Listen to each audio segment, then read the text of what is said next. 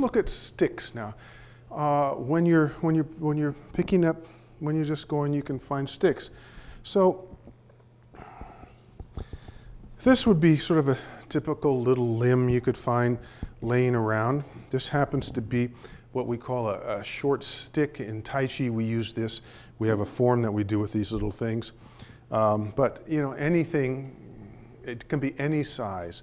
And you can be doing this with a cane. Those of you who have a cane at home, who are need assistance, well, you can do a lot of exercises with that and have fun too. You know, it's not an object that we're going to, you know, just purely utilitarian. It can be an object that we can enjoy and use. Okay, so there's this kind of a length, and then I brought another one, which is sort of a dowel roddy length, shorter and stouter. And this could be dowel rod. This happens to be actually a piece of rattan that they do in the martial arts. There's different forms you do with this kind of a short stick. There's a Filipino art called eskrima that uses this one. This one happens to be sort of varnished, and that's nice. Sticks you'll find at the beach, you know, you'll find nice smooth ones, and that's good. So let's, I think I'll take the short one to start with, and we'll see. Okay, so we can do single and double-handed. So let's start off just like we did with the rock. You see, it'll be different because this is a lot lighter. Now, when I was growing up, there was a guy, what was his name, who had this whole art called dynamic tension, where you sort of imagined resistances and you pushed hands against hands. And this helped to develop this huge, Charles Atlas helped to develop this huge muscular structure. And it's true, in one of my morning classes, we use this. If you make believe that there's weights, you can develop very large muscle. You can be very you can get a lot of exercise without putting a lot of stress on the joints. So for instance, remember when we had the stick, we did this little curling exercise. And because it was heavy, you know, I actually did get a lot of joint. But let's make believe that this is very heavy. So what I'm going to do is pull up and pull down and pull up and pull down. It's as if these edges are tied to something, and I have to really work. So work the joint, work the joint, work the joint, work, work, work. And you'll feel all these muscles in here really working.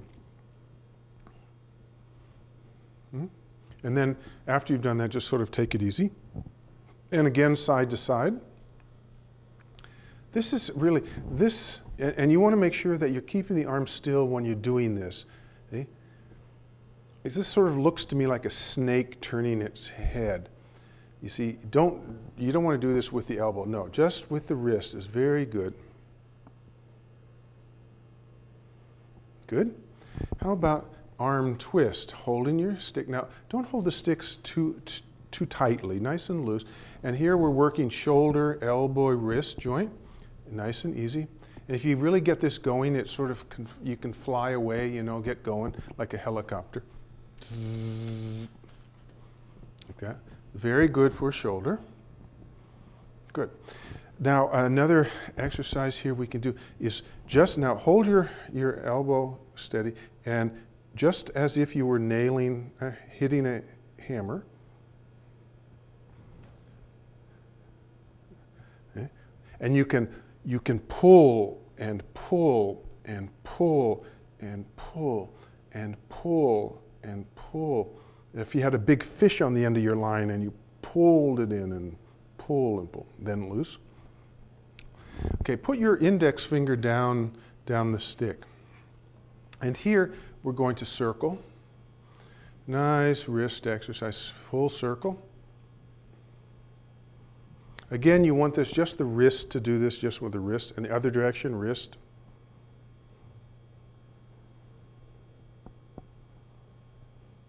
Good. Shake up. Okay, pull and pull. Pull and pull and pull and pull, pull and pull, pull and pull, pull, pull, pull, pull, pull. Good, side to side.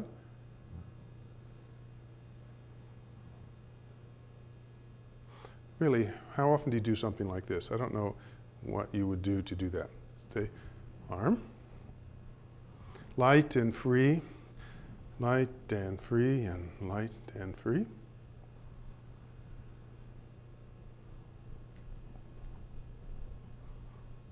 Good. Hammer. Again, just your wrist. Up and down and up and down and pull and pull, pull and push or pull and pull.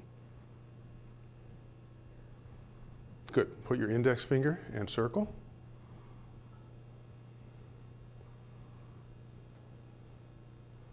Other direction.